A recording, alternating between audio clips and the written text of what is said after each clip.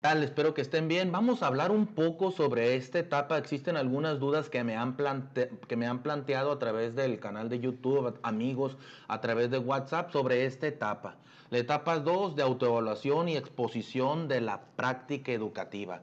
Antes vamos a hablar de la tabla de elementos multifactoriales para saber a qué nos estamos refiriendo. Fíjense bien, esta tabla nos indica los puntajes que nos va a dar la evaluación que vamos a tener próximamente. La antigüedad en estos elementos multifactoriales es un factor que va a dar 40 puntos. Aquí donde ustedes ven los puntos que señalé de color rojo, estos son factores que se han eliminado. El reconocimiento al buen desempeño fue un factor que ya no vale, estos 20 puntos se eliminan, también estos 30 puntos del factor desarrollo profesional y del sistema de apreciación. En el apartado 2 o la etapa 2, que es a la que queremos platicar y llegar, autoevaluación y exposición de la práctica educativa, tenía el componente A y el componente B. El componente B, entrevista por el colectivo docente, que tenía un valor de 20 puntos, se elimina y queda el componente A o la etapa A, instrumento de la valoración de recursos personales y práctica educativa, que da un total de 80 puntos. Si sumamos 40 de antigüedad más 20 del grado académico más el instrumento de valoración de conocimientos y actitudes, que es el examen, son 120, te percatarás, de la importancia de esta autoevaluación y exposición de la práctica educativa, porque vale 80 puntos, quedan un total de 260. ¿En dónde se fundamenta de lo que vamos a hablar, la etapa 2, autoevaluación? En el siguiente documento: en el marco para la excelencia de la enseñanza y la gestión escolar en la educación básica, en los perfiles profesionales, criterios e indicadores para el personal docente, técnico docente, ATPs, directores y supervisores. En este documento y abajo, en la descripción de este video, te voy a dejar la liga para que acceses a este documento de manera fácil. También te voy a dejar las diapositivas estas con las que estoy exponiendo, y también te voy a dejar el documento de la nueva escuela. ¿Sí? ¿De qué se trata esta etapa 2? Aquí nos dice, pueden ser hasta 15 preguntas abiertas. Son respuestas construidas por ti, breves, sobre los fundamentos de la nueva escuela mexicana y todos los documentos que la integran. No hay respuestas correctas ni incorrectas, pero evaluarán tu capacidad de análisis y de reflexión. Como te decía, cada uno tiene 4 dominios. ¿A qué me refiero con cada uno? A los perfiles del personal docente, los criterios indicadores del técnico docente, de ATP, de directivo y de supervisión. Yo como supervisión tiene 4 dominios.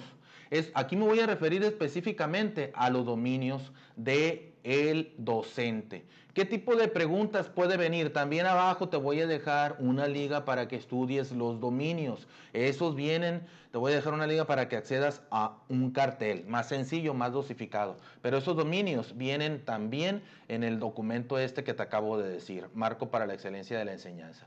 Y aquí vienen el dominio 1, por ejemplo, pueden venir preguntas y las respuestas argumentadas que tú vas a dar se van a fundamentar en principios éticos, legales, filosóficos y de la nueva escuela mexicana. Preguntas como, por ejemplo, esta: ¿de qué forma el docente garantiza el interés superior de los niños, niñas y adolescentes y el ejercicio de sus derechos humanos en la educación? Tú vas a construir tu respuesta. Del dominio 2, las preguntas y respuestas se van a argumentar en el desarrollo de los niños, niñas y adolescentes, en los procesos de enseñanza, escuelas efectivas y también en los 14 principios pedagógicos de la nueva escuela.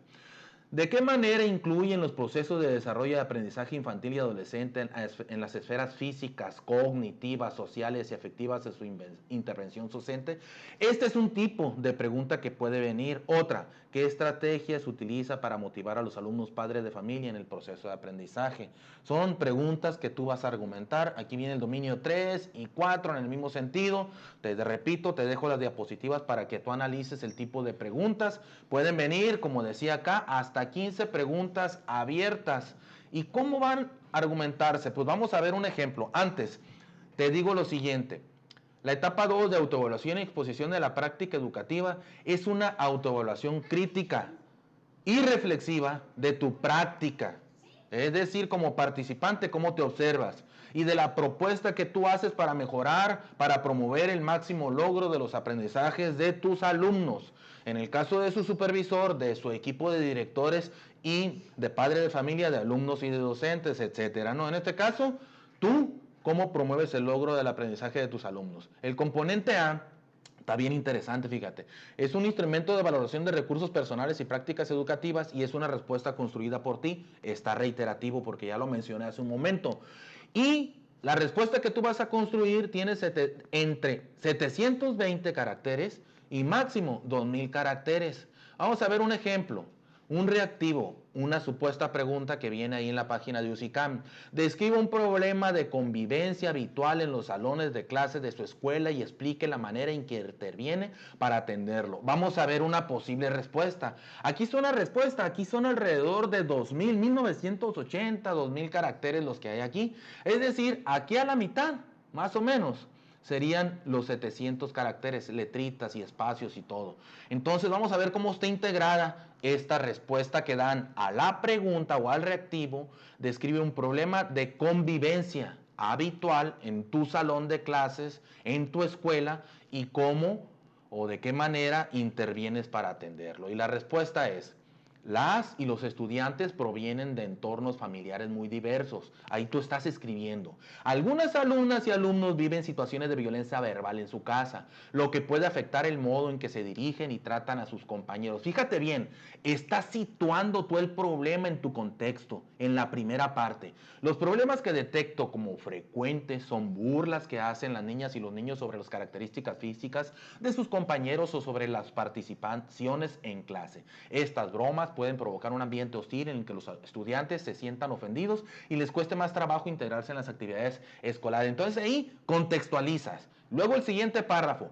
Para intentar solucionar este tipo de problema, lo primero que intento hacer es hablar con los alumnos y las alumnas que hacen estas bromas o burlas. Si es posible, en el momento en que sucede el incidente, los llamo para señalarles el problema. Pero si no se puede, busco un espacio para hablar con cada uno cuando se encuentren más tranquilos.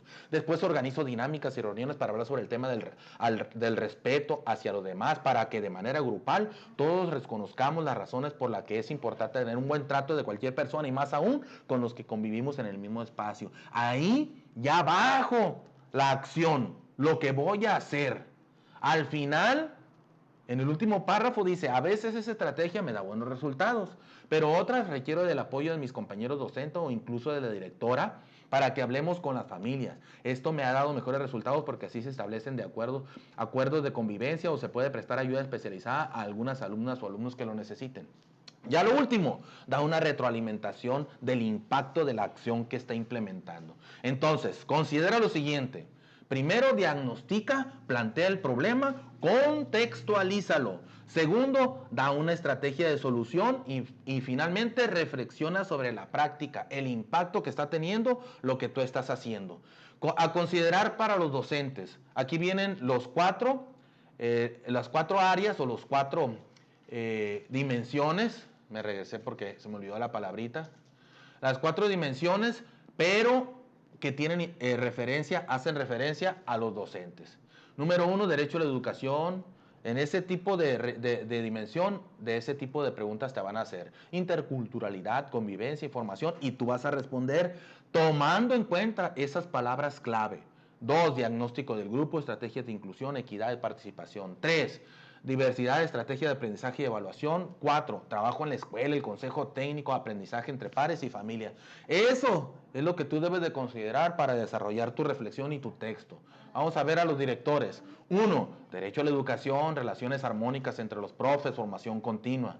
2, en la dimensión 2, cultura escolar, práctica de la enseñanza, participación de la sociedad de padres de familia y los consejos escolares en beneficio de los alumnos. 3, perspectiva compartida, normatividad, impulsar mejores prácticas, aprendizaje entre pares. Entonces, directores de eso van a hablar. En la dimensión 4, corresponsabilidad en el aprendizaje, diálogo, interculturalidad, gestión, buscar apoyos externos con otras instituciones, con el supervisor, con otros directores, con otras escuelas, aprendizaje entre pares. Eso es lo que tiene que hablar en su desarrollo textual en su producción de textos, los directores. El ATP va a hablar sobre el derecho a la educación intercultural, procesos de formación, cómo hago relevante, pertinente y justo el proceso de asesoría, la importancia de mi papel como ATP. Eso es lo que va a hablar el ATP.